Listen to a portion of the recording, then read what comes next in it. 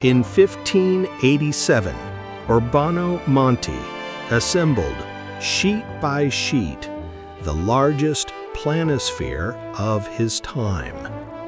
Unicorns, mermaids, giants.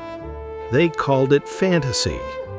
But why does what he drew at the far south seem to converse with Antarctica beyond the surface ice? Kill the music. Take a breath. Look for yourself and decide if it's just art or a leaked memory. History isn't only written by the victors. It's rewritten by those who come after. Rewriting doesn't always add. Sometimes it erases. It replaces what won't fit with silence. The perfect crime isn't the one without a culprit. It's the one no one realizes happened. Today, we don't investigate a murder. We investigate an amnesia. The crime scene is the timeline. The evidence is a map, paper, ink, and a secret that survived the fire. Proof A, Japan. In 1587, Monte's line traces islands, inlets, and peninsulas with a confidence that surprises. Yes, Luso-Jesuit networks and Japanese sources help to explain part of the accuracy. Yet the set as a whole maintains a cartographic detail improbable for a single compiler. Proof B, the far northern strait. Instead of a continuous land bridge, a separation between continents. Europeans would only officialize the idea with Vitus Bering in 1728. Before that, the sea whispered through cutting winds and treacherous currents. Monte heard the whisper and drew it. Proof C, the Sahara with rivers. The belt we now equate with aridity appears sprinkled with waterways and settlements. That echoes the African Humid Period, colossal lakes like Mega Chad, green corridors, hippos where there are now dunes. The desert wasn't always a desert, and some maps remembered it. Proof D, polar lands. In the south, lines that insinuate a continent. In the north, cold lands motifs that span centuries of cartography, myth, projection, or the persistent shadow of much older surveys, carried from workshop to workshop, copy to copy. Monte did not work in a vacuum. He compiled.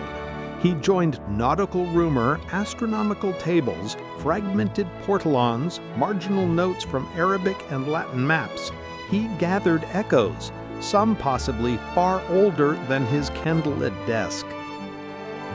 The Library of Alexandria burned more than once, but knowledge doesn't burn entirely. Manuscripts travel in satchels, migrate on parchment, hibernate in sacristies. Arab routes, Byzantine channels, workshops in Venice and Milan. Humanists open old boxes and find pieces of the world. What we now call fantasy may be a collage of technical memory, a surviving archive repackaged in the visual idiom of the 16th century. Who mapped the globe, including the poles, before Monte? A ship's deck offers a horizon of sea, not of planet. Vedic texts, apocrypha, legends, not as proof, but as symbolic clues, speak of vehicles that overfly, of giants that migrate, of survivors that remember. We do not assert literal truth. We mark convergences, a technically ambitious old world fragmented by catastrophe, inherited by Renaissance compilers. Skeptics have solid points. Renaissance projections deform edges. Austral lands were a frequent motif. The mind sees patterns when it wants to find them. Even so, there are sectors where coincidence asks for more than a shrug.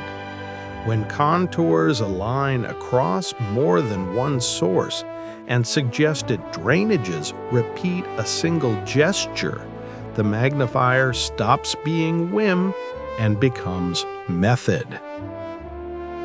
We're not hunting perfection.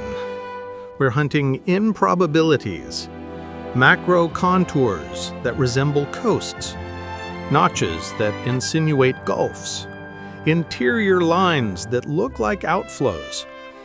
And we look for that in independent sources, separated by decades, enough to keep the ancestral source hypothesis above zero.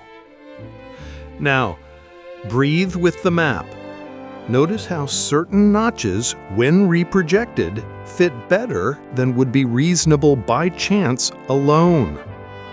Also see where it fails, because failure is part of evidence. Truth doesn't need a perfect mask, it needs reoccurrence. When the poetry falls away, geometry remains, and geometry holds us. 3 layers, 3 times, 3 witnesses that didn't coordinate versions. Where independent sectors shine in common, not all, not always, the word coincidence loses breath. We don't close the case, but we can't close it with a shrug. If Renaissance compilers handled copies of older maps, part of the enigma lies in paper, not in the sky. We advance 3 centuries, German names on a frozen coast, American squadrons in exercises of scale, and a treaty that suspends the hunger for borders in the name of science. None of this proves a secret script, but the pieces align enough to suggest that old clues were read and, possibly, followed. Urbano Monte didn't leave us just a drawing. He left us a mirror of our amnesia. In a time of vigilance and pyres, unicorns guard margins, mermaids distract inquisitors, and what matters crosses disguised. The Guardian's message, history isn't straight, it's cyclical, rise, fall, forgetting. We aren't discovering the new, we are remembering the old, late and in fragments. Perhaps the creatures are distorted memories, giants at the end of the world as echoes of very tall peoples, sea serpents as misread accounts of leviathans, or of machines strange to our era. They are hypotheses, not dogma.